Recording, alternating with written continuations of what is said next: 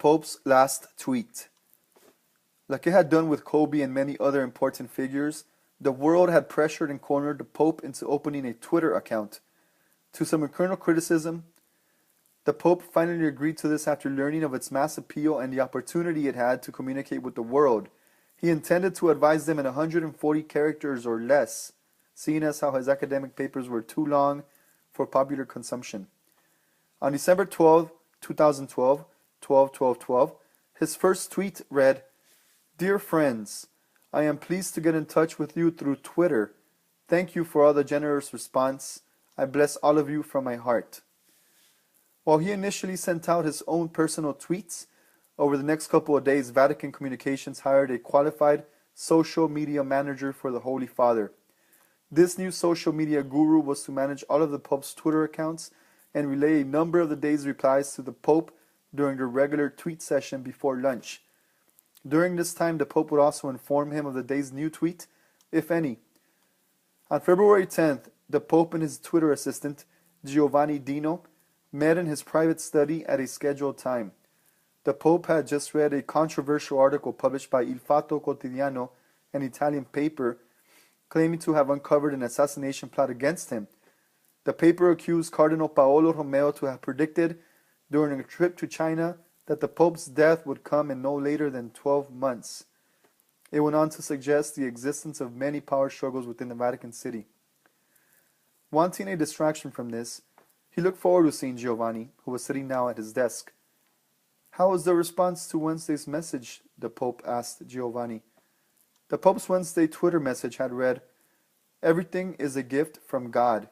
It is only by recognizing this crucial dependence on the Creator that we will find freedom and peace." Pope XVI noticed hesitation in Giovanni, who was facing downward. He stayed silent and waited for him. "There was a lot of discussion," Giovanni said. "People don't easily trust their dependence on the Creator, your Holy Father." "It is only if they recognize this will they find freedom and peace," the Pope said. Giovanni faced down again. Normally, Giovanni would share the best messages with the Pope, and only shared few of the concerns by the people. Today, his hesitation grew into a physical presence in the study. "How many relayed this message to others, Giovanni?" the Pope asked to get him to talk. 10,000 retweeted this message around the world, Holy Father." "Giovanni, we must face our fears," the Pope said. "Share freely their responses so that I may know their distress and give counsel to your worries." Finding the courage to show him all of the responses, Giovanni opened his laptop and faced the screen toward the Pope. In it, the Pope read, "Only," from a Twitter follower. She had a difficult time with the word "only," Holy Father," Giovanni said. They then scrolled down and read more responses.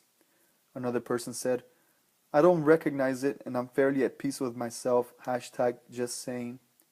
Another person said, "What of the many people who experience oppression, restricted freedoms, and unrest as a result of religion's imposed rules?" Another person said, "Is that what your rapist employees tell the choir boys? Calm down, Timmy. Like everything, me raping you is a gift for God." And another person said, "A man with a cape, a bedazzled hat, and a disco stick says it's wrong to be gay. Seems legit. #LGBT, #atheist." The Pope scrolled down to read many such more, then slowly stood and walked to the small window of his study. Giovanni, feeling ashamed, turned the computer away and waited for instruction. The Pope looked down on St. Peter's Square and at the masses still huddled around it under the sun. He didn't say a word for several minutes.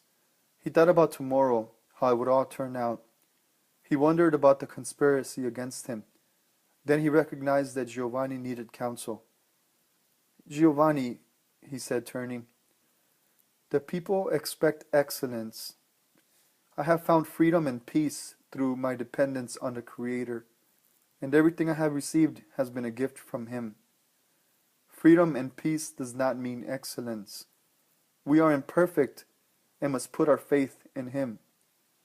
I have a new message for our followers," he said. Giovanni quickly opened the laptop and prepared to tweet. "This one is as much for us as it is for them," he said, and had Giovanni tweet to the world. "We must trust in the mighty power of God's mercy. We are all sinners, but His grace transforms us and makes us new." On February 11th, 2012, His Holy Father rose at 6 a.m. and began his day with morning prayer. He then washed, dressed, and entered his private chapel to celebrate Mass with his personal secretaries and assistants. After a simple breakfast at 8 a.m., he headed to his study to begin his day's work. He edited the statement he had written yesterday once Giovanni had left and after his walk, one that he would announce this morning. In it, he included, "After having repeatedly examined my conscience before God, I have come to the certainty that my strengths, due to an advanced stage, are no longer suited to an adequate exercise of the Petrine ministry. I am well aware that this ministry, due to its essential spiritual nature, must be carried out not only with words and deeds, but no less with prayer and suffering.